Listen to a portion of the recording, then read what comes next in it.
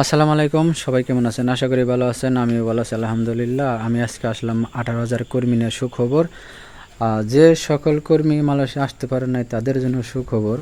তবে আপনারা খুবই দ্রুতই মালয়েশিয়া আসতে পারবেন বা আপনাদের কাজ প্রসেসিং চলবা লাগছে। অনেকেই কমেন্টে লিখেছে, ভাই আমরা যারা 18,000 কর্মী যাইতে পারিনি তাদের কি যাওয়ার জন্য নতুন করে আবার মেডিকেল করাইবো? তো এই নিয়ে থাকছে বিস্তারিত। এবং কি আরও ভাই লিখেছে, ভাই যারা টাকা ফেরত নিছে তারাও কি যাইতে পারবো, বা এবং কি যারা আপনার আমাদের কি 18,000 কর্মী একসাথেই নেব। তবে এই নিয়েই থাকছে বিস্তারিত। অনুরোধ রইল পুরো ভিডিওটি দেখার জন্য।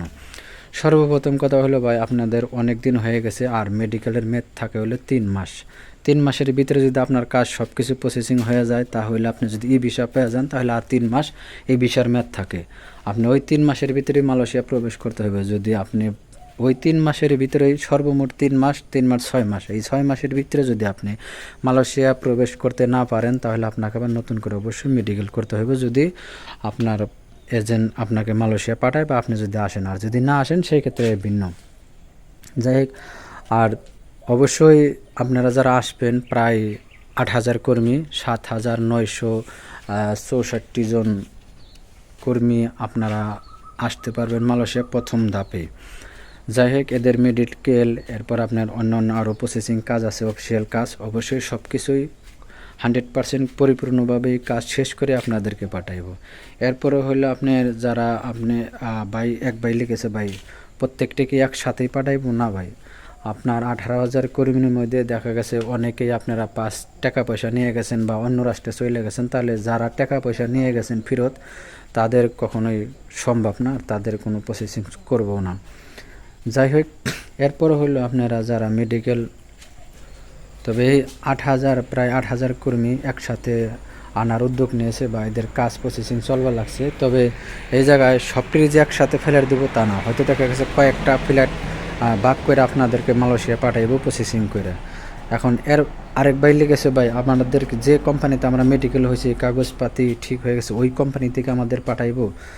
তবে এই বিষয়টা যখন আপনারা কাগজপাতি প্রসেসিং করে আপনাদের হাতে পাইবেন তখনই সব কিছুই ক্লিয়ার হয়ে বুঝতে পারবেন আপনাদেরকে আগের এই পুরান কোম্পানিতেই পাঠাইব নাকি নতুন করে কোনো অন্য কাজে বা অন্য কোনো সেক্টরে পাঠাইব লাগছে। তবে এই বিষয়ে সরাসরি বলা যাচ্ছে না, কারণ দেখা গেছে আপনাদের হয়তো বেশিরভাগ সম্ভাবনা যে আপনারা যে কোম্পানিতে কাগজপাতি করেছেন বা মেডিকেল হয়েছেন প্রসেসিং হয়েছে ঠিক ওই কোম্পানিতেই আপনাদেরকে পাঠাইব। এটা একটা দীর্ঘ বিশ্বাস। এরপরে হলো আপনার এক ভাই লিখেছে, ভাই যারা টাকা ফেরত নিয়েছে আমি কথাটা আবারও বলি, যারা টাকা ফেরত নিয়ে গেছে তাদের তো সবই ক্লিয়ার হয়ে গেছে। লেনদেন যাদের ক্লিয়ার হয়ে গেছে তাদের হয়তো না আনার সম্ভাবনা নাই বেশি, কারণ এই জায়গায় লেনদেন শেষ হয়ে গেছে, তাদের সব কিছুই ক্লিয়ার হয়ে গেছে। হয়তো দেখা গেছে আর তাদের আনবো না, বা আপনারা যারা টাকা পয়সা নেন নাই, যারা আতঙ্কের মধ্যে আছেন তাদের আপনারা আসতে পারবেন ইনশাআল্লাহ। তবে খুবই দ্রুতই, আপনারা টেনশন করবেন না। বা অনেকেই আমরা বিদেশ যারা আসি কেউ ক্যাশ টাকা দিয়ে আসি না, সবাই আপনার ধার দেনা করে আসি, যেভাবে হোক আসি। আসার পরে যাই হোক, যদি একটু ভালো হয় তাহলে আলহামদুলিল্লাহ, আর যদি কষ্ট হয় তাহলে তো কোনো দুঃখের শেষই নেই। তবে যাই হোক, আর যারা আসতে পারেন নাই তাদের তো এখন কি বলবো, অনেকেই যে যাই হোক আলহামদুলিল্লাহ, আপনারা আসার জন্য সব কিছুই কাগজপাতি প্রসেসিং চলবার লাগছে। তবে আপনারা চিন্তা করবেন, আসতে পারবেন। এরপরে এক ভাই লিখেছে, ভাই আমরা কি যাওয়ার সাথে সাথেই কাজ পাবো নাকি না কোনো সমস্যা করব?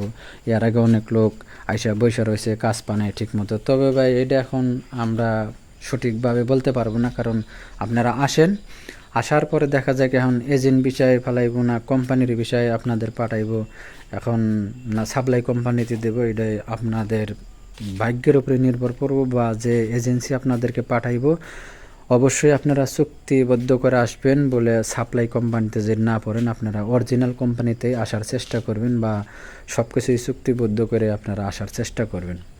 যাই হোক, আজকের ভিডিওটা এই পর্যন্তই।